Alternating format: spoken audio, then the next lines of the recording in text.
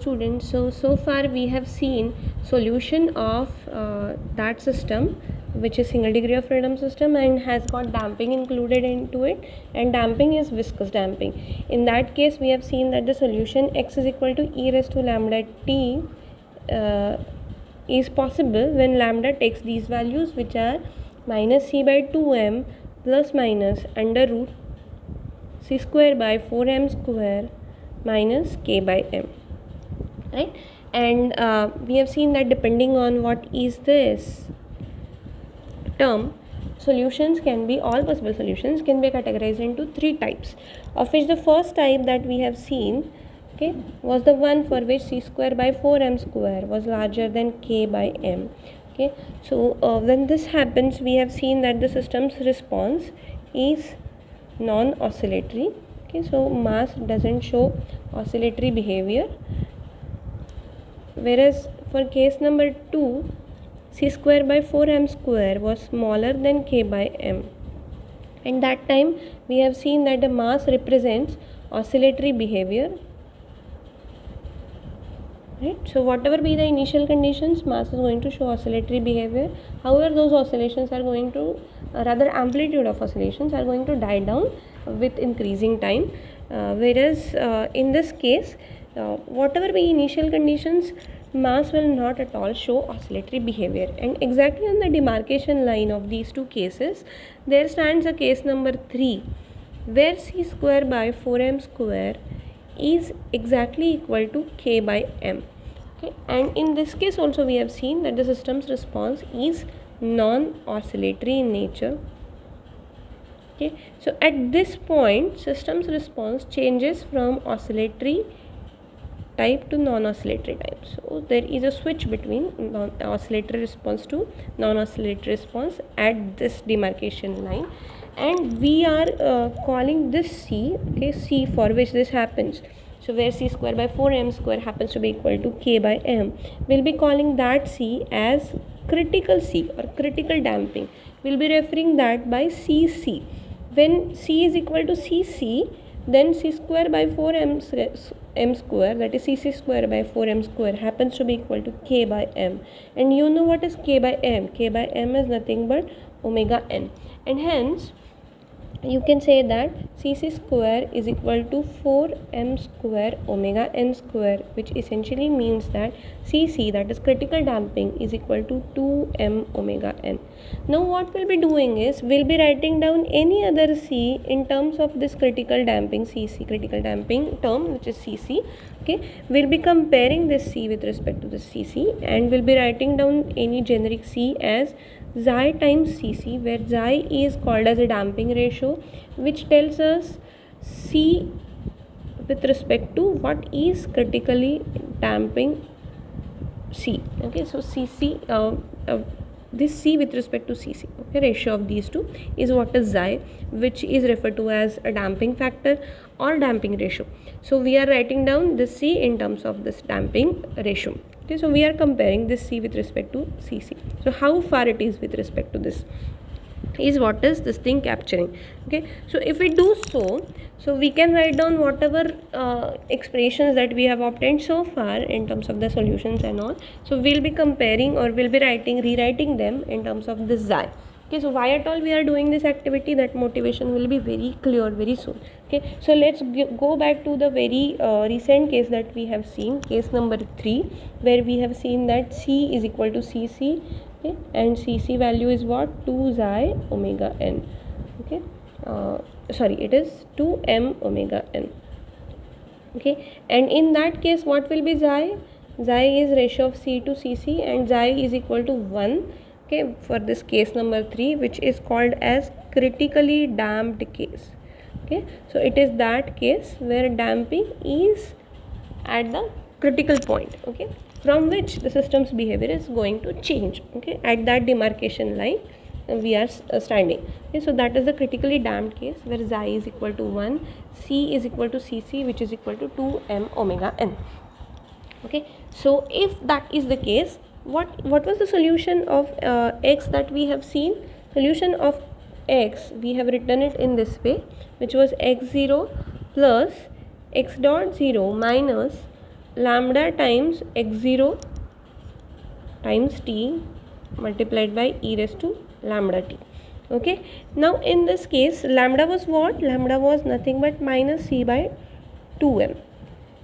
What is c in present condition? C is nothing but cc, which is equal to my I'll be replacing that c by 2m omega n. Then there are 2m's sitting over here in the denominator, and which will get cancelled, and lambda will come out to be equal to minus omega n. So if you put this value of lambda in this expression, then you will get expression of x as x. I'll be writing down as x0 plus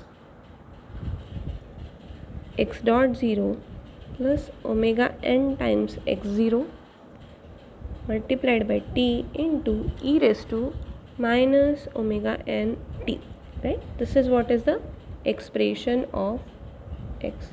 Okay, now you will be able to appreciate, or you will be able to see to it. So what are the parameters on which x is dependent on? X depends on initial conditions, which are x0 and x dot 0. Obviously it has to depend on that. It depends on time, it varies with time, so obviously time is coming into picture. However, what are the system properties on which x is dependent on? So if you see to it in this expression, so only system property that is taking or that is kind of playing a role in governing x behavior of this x is omega n. Okay, so ideally you have k, m and c. These are the three parameters, system parameters. Okay, however, when damping is critical, when c takes a critical value, at that time only omega n, which is ratio of k by m, is something which is governing system's behavior. Okay, so we are saying over here that xi is equal to 1. Okay, so xi is also playing a role, and k by m is something which is playing a role in determining the expression of x. So when xi is 1 and this k by m, so these are the two things which are governing what is going to be expression of x. Okay, so rather than having these three independent parameters, we have only two independent parameters which governs the system's behavior x. Okay, now in the same fashion we'll also be expressing solutions of all other two cases in terms of this xi and k by m. Xi is here as well, but xi is 1, so that's why it's not appearing over here. It's 1 over here, it's sitting over here, 1. It's over here as well, 1. So but that is kind of, since it is 1, we have kind of ignored it. Okay, so now let's go to case number 2.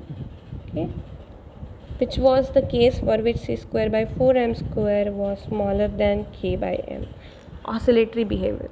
Okay, so obviously when c square by 4m square is going to be smaller than k by m, you obviously are anticipating c to be smaller than cc, and hence xi will be also smaller than 1.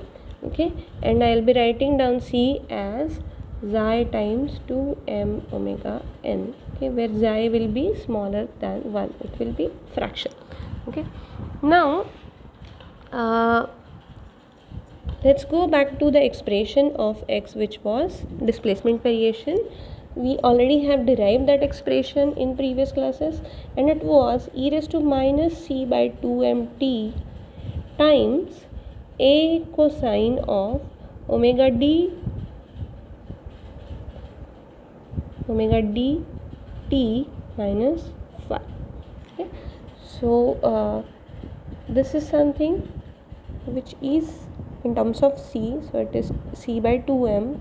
Okay, which essentially is equal to 2 xi m omega n divided by 2m, which is equal to 2 won't be there, it will be xi times omega n. Okay, so you will be replacing c by 2m by xi omega n. Okay, and this is the term which is omega d. What was the expression of omega d? If you remember, it was k by m minus c square by 4m square, okay, which is equal to under root What is k by m? You already know what k by m is. That is nothing but omega n square, right? Natural frequency square minus, let me put value of c by 2m, which is this psi omega n here directly. Okay, and I'll be writing down this as psi square omega n square. I can take omega n square common and out of the square root, and hence if I do so, I'll be able to write down omega d as omega n times under root 1 minus xi square. So I have expressed omega d also in terms of the xi. Okay, so it's only xi which is kind of controlling what is going to be omega d. Okay, which is this ratio, damping ratio is something which is this non-dimensional parameter which is governing what is going to be omega d, and this is the term which is also replaced by this one. Okay, so c by 2m will be replaced by psi omega n. Okay, now there is another term which we'll have to there are rather two other terms which we will have to write down in terms of xi and omega n, which are a and phi. Okay, so let's try to see to them. Okay, so what was a? If you remember, we already have derived the expression of a, and that was equal to, we have written a square as x0 square plus square of this bracket, which was x dot 0 divided by omega d plus c x0 divided by 2m omega d square of this. Okay, let me take omega d common and out of it. Okay, and square, let me square that. So if I do so, then I'll get x0 square divided by omega d square into, this is x dot 0. This is what? This will be left with c by 2m, which is nothing but xi omega n, and obviously x0 will also remain over there. So c by 2m times x0, which is xi omega n x0 square. Okay, so what I'll do is I can simplify this in this way. I can multiply this omega d over here and add everything together, so it will become omega d square x0 square plus I'll be kind of expanding this, so which will give me x dot 0 square plus 2 xi x0 x dot 0 omega n plus xi square omega n square x0 square. Now this last term and the first term, obviously there is something in the denominator that I haven't written.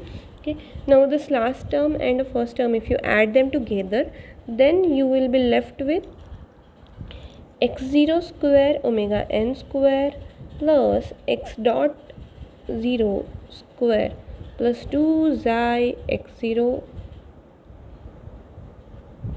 x dot 0 omega n divided by omega n square into 1 minus xi square. This is what is expression of a square. If you are interested in finding out a, take square root of this. Okay, this is expression of a in terms of omega n, xi, x0 and x dot 0. You already have found out expression of omega d. You have found out this term, which is c by 2m. Okay, now let me also write down phi. Okay, expression of phi, we had written that as tan inverse of x dot 0 divided by x0 omega d plus c over 2m omega d. Okay, so again I can take omega d common, express the c by 2m as xi omega n, and simplify these things, and if I do so, I end up in this expression, which happens to be equal to x dot 0 plus xi omega n x0 divided by x0 times 1 minus xi square omega n. Right, this is what is the expression of phi, and hence x will be written as e raised to minus xi omega nt times a cosine of omega n into 1 minus under root 1 minus xi square times t minus phi. Right, this is what is omega dt minus phi. Okay, so again you will be able to appreciate this a, this phi and all other terms. If you see to them, you will be able to see to it that system's response x depends on initial conditions, it depends on time, and it depends on only two parameters, which are xi and omega m. Okay, and not on these three different parameters. Okay, so what is take home point is that there are no even if you see there are not three parameters which govern the system's behavior, but there are these two parameters which are governing the system's behavior. Okay, so if you happen to have k equal to 1000 and m equal to 10, so whatever omega n that you are going to get, same omega n you will get if you reduce k to 100 and m to 1. Okay, so ratio remains same. So it is this ratio, which is this omega n, which governs the system behavior, and there is another non-dimensional parameter xi, which is again governing system's behavior. So how off you are with respect to critical damping, and what is the ratio of k and m, these are only two things which are governing system's behavior. Okay, so these are kind of system parameters which are important and which will change the system's behavior and which needs our attention. Okay, so you don't have these three independent governing parameters, but these two parameters which are governing. Okay, so this was case number 2. We already have seen case number 3, and now let's go back to case number 1 and again express all the quantities in terms of xi and omega n, and that's what we'll be using hereafter.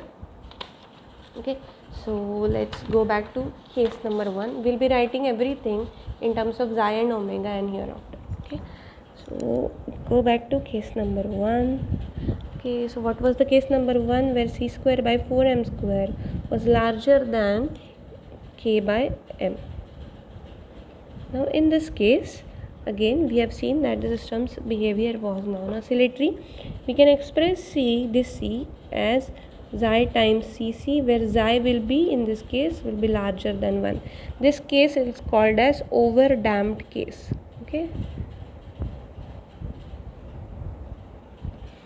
earlier case, this case in which c square by 4m square was smaller than k by m and xi was smaller than 1, this is called as under damped case. Okay, so under damped case. Okay, and this case which we have seen first thing that we had a look at is called as a critically damped case, where c is itself equal to cc. That is called as a critically damped case. The second case which gave us oscillatory response is under damped case, and now we are having a look at a very first case, which is this over damped case. Okay, now when we are considering over damped case, xi will always be equal to, or rather it will always be larger than 1. Okay, it can have any value depending on what value of c you choose, but it is essentially going to be larger than this critical c. Okay. Now let's go back and see what is the expression of x that we have derived for this one. It was x dot 0 minus lambda 2 x0 divided by lambda 1 minus lambda 2 multiplied by e raised to lambda 1t plus another term which was lambda 1 x0 minus x dot 0 divided by lambda 1 minus lambda 2 times e raised to lambda 2t. Okay, so what was lambda 1? Lambda 1 was nothing but, we already have seen the expression, which is minus c by 2m plus minus under root that term. Okay, so which I can write down in this fashion, right? So let me write down that as, or maybe I'll write down that first in terms of ckm, which is minus c by 2m. It was plus under root c square by 4m square minus k by m. Okay, which I can write down as minus xi omega n. The c by 2m comes out to be equal to xi omega n plus omega n comes out to be common from these two things, and if you take that thing out, omega n square rather is common between these two terms. This it's nothing but omega n square, and this is I square omega n square. So take omega n square common and out of the square root, and you end up having omega n outside this bracket, and what is there inside is xi square minus 1. Xi is larger than 1. Okay, this is the expression of lambda 1. For lambda 2 you have this expression which is minus xi omega n minus omega n under root xi square minus 1. Okay, so it's this sign which differs from here.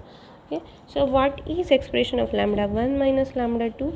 Expression of that is 2 omega n under root xi square minus 1.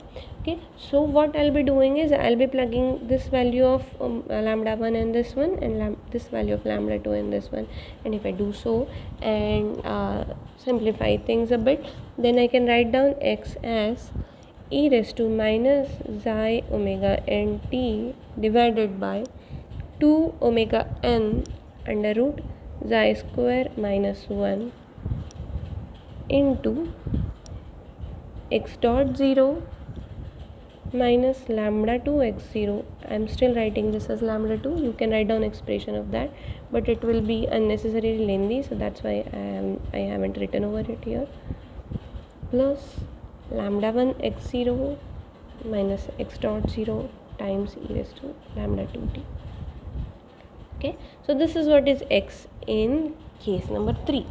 Again, you will be able to appreciate that systems parameter which are governing excess behavior are only omega n and xi. Okay, except that no other thing is kind of governing systems behavior, and these are two governing factors which are one of which is omega n and other one is xi. Okay, so this is non-dimensional parameter and this is the natural frequency.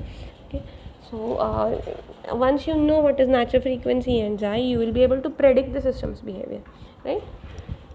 Now in the next class what we'll be doing is we'll be kind of trying to see how exactly all these solutions look like. I'll plot all these solutions. We'll try to change the values of x0 and x dot 0, and that kind of will help me out in trying to visualize the solutions. Okay, so if I summarize today's lecture, what we have done is we have rewritten C in terms of critical CC, and we have written that in using this xi, which was damping factor or damping ratio. So C is written as xi times this critical C. Okay, and this Cc is actually the demarcation line which changes oscillatory behavior, system's oscillatory behavior to non-oscillatory one. Okay, when xi is smaller than 1, you get oscillatory response. When xi is equal to 1, you get non-oscillatory response. When xi is larger than 1, again you have non-oscillatory response. Okay, we'll compare these two cases in the following lecture, where we'll be plotting the solution, and we'll be able to see how exactly what is the difference between these two cases. Okay, and this is obviously the different one which is showing you oscillatory behavior. Okay, this is called as underdamped case. Okay, so this is underdamped case.